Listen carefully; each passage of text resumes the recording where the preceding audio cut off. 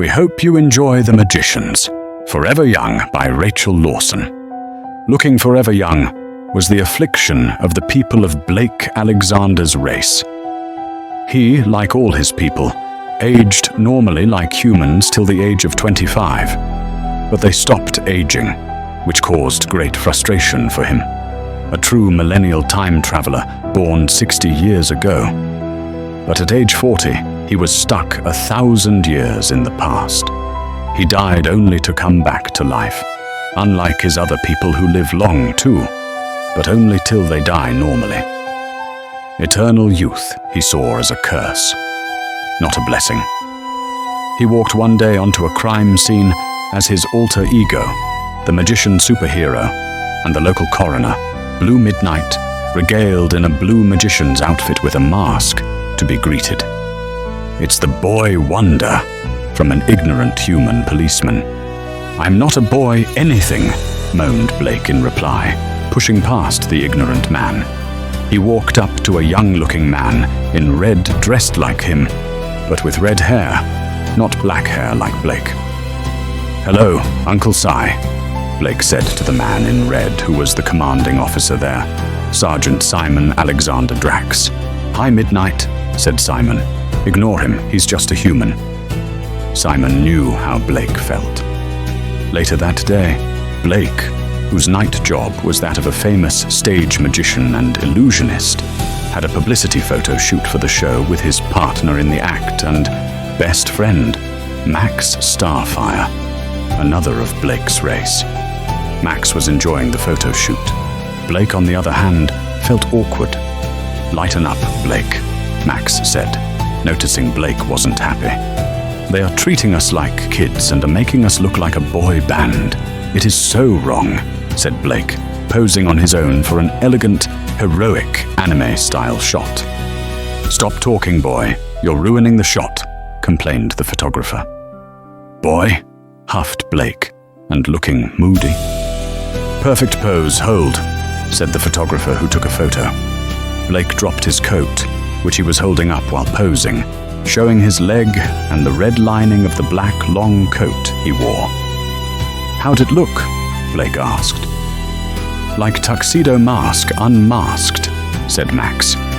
"You sure you aren't a superhero in disguise?" Blake glared at Max, who knew Blake's secret. Max was one too. Blake stormed off, and the cameraman went crazy, taking photos of the handsome young magician, Blake. Later that day, Blake was pulled over by the police when he was in his car on the way to his job as a coroner, stationed at the local hospital. "What do you want, officer?" Blake asked. "I think you know," said the officer. "Oh," Blake said, looking for his driver's license. "Hang on, I got to find my license. It's in here somewhere." The policeman frowned and shook his head in disbelief that he had a license. Blake smiled and pulled out the license from his card-filled wallet, handing the license to the policeman, who took it, read it, and laughed. "What?" Blake exclaimed. "This is the worst fake license I've seen yet," the policeman said. "It's not fake," snapped Blake. "You aren't 60, said the policeman. Blake looked awkward. "I just look young," said Blake. "You won't believe how many times I've been told that." "How old are you really?" asked the policeman seriously. "You won't believe me if I told you," Blake said. "I'll have to take you in," said the policeman. "Okay," said Blake, frustrated. "Did you steal your dad's car?" asked the policeman as he drove Blake to the police station. "No, he doesn't drive. Mum drives," said Blake, not lying. "Oh, you took your mum's car," said the policeman. "No, I drive my own car," said Blake. "Are you a learner?" asked the policeman. "I've been driving since cars existed," Blake said. The policeman laughed. "You're very funny," the policeman said. Blake looked frustrated. "We're here," said the policeman. "Yeah," said Blake, recognizing the place as the local coroner. Blake walked into the police station, feeling a fool. "Come with me, don't worry, we'll call your parents," the policeman said. Blake heard a voice he recognized behind him. He cheered up and turned around. "Uncle Si," Blake called out to the man joyfully. "What? Do you see your uncle?" "What is his name, Cyrus?" asked the policeman. Simon walked up to them. "Hello, Blake. Why are you here?" Simon said. "Uncle Simon, I was pulled over again because I look too young to drive," said Blake. "You know him?" the policeman asked. "Yes, he's my grandnephew, Dr. Blake Alexander, the local coroner," said Simon. "Coroner," said the policeman nervously. Simon laughed. "He's one of your people?" said the policeman nervously. "Yes," said Simon. "He's the oldest driver on the road. He's over 1,000. "Oh, sorry, sir. Doctor, I thought—" "Well, you look, I'm sorry," said the policeman. "Am I needed?" "I'm late for work," Blake said. "No," said Simon. "I'll deal with it, Blake." "Can I have my license back?" said Blake. The policeman gave Blake back his license, ashamed, and knew he was in a lot of trouble. "Bye," Blake said, and teleported back to his car. Later, at the hospital where Blake worked. Blake wandered into the entrance, and a security guard noted he was flustered, as a person late for work usually is. The guard walked up to him. "Are you all right?" the guard asked the boy. "I'm late," said Blake. "Is your granddad or grandma dying?" "Don't worry, I'll take you to them, boy," asked the guard. "No, I'm late for work. I'm the coroner," grumbled Blake. "I didn't recognize you without your glasses, Dr. Death," said the guard, who knew him as a grouch in glasses and a lab coat. Blake wasn't in either. He was in a grey tweed suit. Blake was known as Dr. Death as a coroner there. Blake left the guard and ran to the elevator to the morgue. Later, Blake went to a new pub with his wife, whom he worked in the morgue with for lunch. They ordered pub lunches and got them. Blake made a mistake. He walked to the drinks bar and asked for a beer.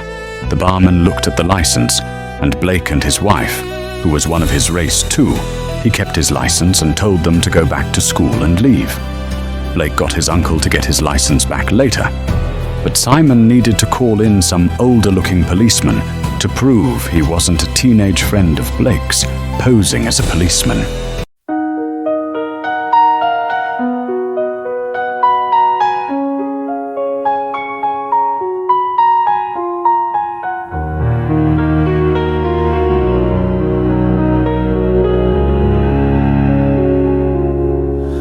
Forever young, why must I live forever young? People see me as a young man, they treat me like a child. I'm much older than them, I only look young. Forever young, why must I live forever young? I live and I die forever young. They can't seem to see me for my appearance. Oh, why must I live forever young?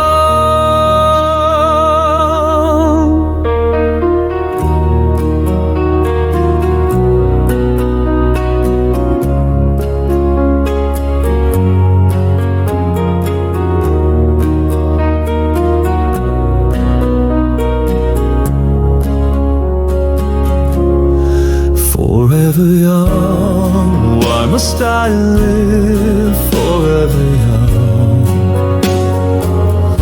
People see me as a young man, they treat me like a child. I'm much older than them, I only look young. Forever young, why must I live forever young?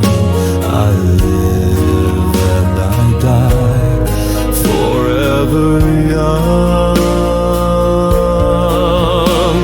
They can't seem to see me for